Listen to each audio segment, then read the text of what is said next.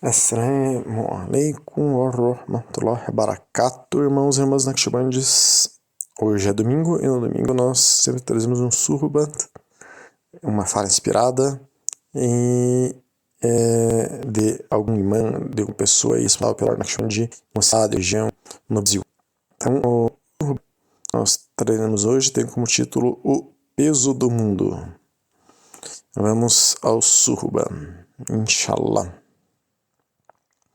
أعوذ بالله من الشيطان الرجيم بسم الله الرحمن الرحيم والصلاة والسلام على رسولنا محمد سيدات الله الخيرين مداد يا رسول الله مداد يا سادات الشهاب رسول الله مداد يا مشايخنا دستور مولانا الشيخ عبد الله الفايز داغستاني الشيخ نازل الحقاني مداد يا مولانا الشيخ محمد عادل النقشبندي بركتنا صباح خير في الجميع. Então, irmãos e irmãs, nós vivemos aí um período que a gente olha ao nosso redor e as coisas são entristecedoras. Muita coisa errada acontecendo no mundo, ao nosso redor, em qualquer televisão ou rede social, o que quer que a gente abra, a gente vê coisas horríveis. E isso faz com que as coisas fiquem pesadas muitas vezes. Isso pesa um pouco a nossa vida, né? E ainda mais, talvez para aquelas pessoas que não estão nem aí e que não são tementes a Allah subhanahu wa ta'ala, talvez para essas pessoas isso seja só mais um detalhe. A pessoa está interessada lá no jogo de futebol ou em qualquer outra coisa, outra distração, e as coisas ruins que acontecem ao seu redor talvez não causem impacto na pessoa, que a pessoa é superficial. Mas para aquele que é um temente a Allah subhanahu wa ta'ala, que quer viver o Islã da maneira direitinha, muitas vezes este peso do mundo é sentido, né, por nós, muçulmanas. Então, vamos ver um hadith que o profeta, sallallahu alaihi wasallam, ele comenta um pouco sobre isso. Virá um tempo, então o profeta, sallallahu alaihi wasallam, falou, virá um tempo em que o Islã será estranho como no início. Haverá muitos que recitarão o Corão, mas ele não passará de suas gargantas. As mesquitas estarão cheias, mas estarão vazias de orientação. Esse é um hadith de Sahih Muslim 1066. Então vivemos no fim dos tempos, um tempo em que a barbárie é algo natural e ainda defendida por muitos governantes europeus, norte-americanos, etc. E é muito difícil ver o que está acontecendo no mundo. Isso choca, agride nosso coração. E ademais da barbárie legalizada, temos distrações crescentes com o celular, redes sociais, YouTube, etc.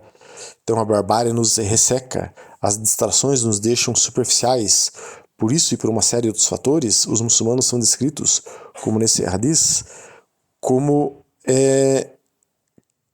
aquele que tenta ser sincero na prática, ele parece uma pessoa estranha aos olhos dos outros, porque a maior parte dos seres humanos e muitos muçulmanos e muçulmanas que às vezes não deixam o Islã realmente entrar nos seus corações e transformarem, são ainda pessoas superficiais, eles olham para aquelas pessoas que realmente estão tentando fazer com que o Islã transforme seus corações, e essas pessoas acabam parecendo estranhas a elas. Então o Islã hoje parece muitas vezes estranho para a maior parte das pessoas, como na época do profeta Muhammad, sallallahu alaihi wasallam, que ele começou a revelar o Islã, e as pessoas viam o Islã como algo estranho. E a gente vê isso nas próprias mesquitas. As mesquitas às vezes estão cheias de pessoas que não são transformadas pelo Islã, e os sheikhs dessas mesquitas não estão vazios de orientação, como diz o hadith. Então, até às vezes no meio de muçulmanos, as pessoas que tentam colocar o Islã em prática direitinho, às vezes são aí rechaçados ou vistos como pessoas estranhas.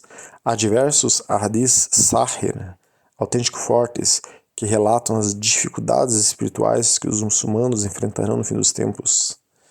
Um dos hadiths mais tocantes, amplamente relatados, é o seguinte: é um hadith sahih, autêntico forte, que fala sobre manter-se firme no Islã será como segurar brasas. O profeta Muhammad sallallahu alaihi wasallam ele falou: virá um tempo em que aquele que for paciente na sua religião será como quem segura uma brasa com as mãos. Esse é um hadith Tirmizi, número 2260, é um hadith sahih, autêntico, forte, e também Abu Daud e de outras coleções. Esse hadith nos oferece um profundo sinal profético. A fé será provada como nunca antes, agora no fim dos tempos, e manter-se fiel ao Islã exigirá uma paciência que muitas vezes faz com que a gente sinta um peso, mas não é o peso do Islã. O Islã é lindo, o Islã é leve, o Islã é perfeito, só que diante de tudo que acontece e diante das pessoas que são superficiais, a gente parece que está tendo que carregar um peso muito grande por tentar praticar o Islã de maneira adequada, correta, profunda, como alguém que está segurando uma brasa incandescente, que arde, queima, mas nossa obrigação como bons muçulmanos é ter paciência e não soltar essa brasa incandescente.